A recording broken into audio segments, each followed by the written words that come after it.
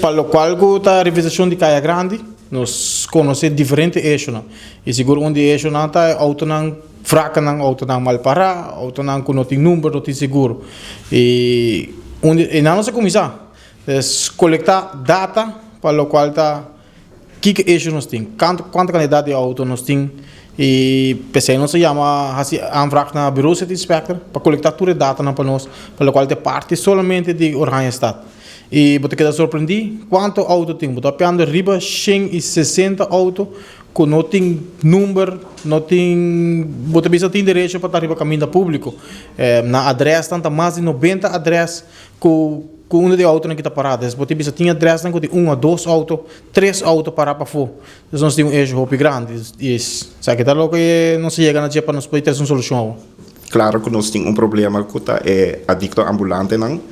Pero em nosso caso, de parte da justiça, nós estamos à base de aanpak de criminele handelingen não, e não é zorg, porque ze zei dat kan bij volksgezondheid.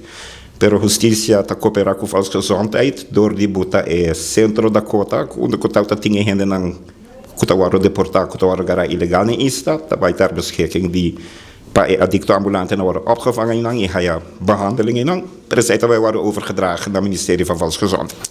Bom dia, 4 de maio da tinha apertura de ação em Caia Grande. Wat betreft a parte do Ministério da Infraestrutura, nós contribuímos com o DOE City Inspector para fazer ação de schoonmaak e também nós fazemos reparações em Caia Grande diante de Zara, por exemplo.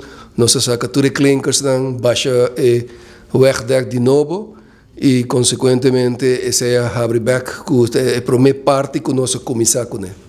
Hopi bom, está aqui junto com a Task Force, tem bom reunião, está para arriba diferentes coisas. Para mim é importante que nós criar inzicht en overzicht. Pas ons erbij over actie. En dat is vandaag weer goed gebeurd. We hebben het vandaag gehad over autovrakken. Het gaat goed. We hebben meerdere dingen al gedaan. We hebben de verschillende schoonmaakacties georganiseerd in de stad.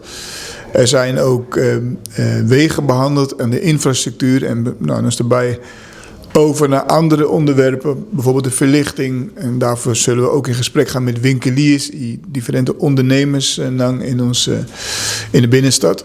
Para centrar junto en met elkaar kijken wat we kunnen doen. Mipo compreender que ainda não te sinti que o impact não trabalha suficiente ali é, pero me por garantizar a task force aqui te tra estruturar duro e coordinar junto.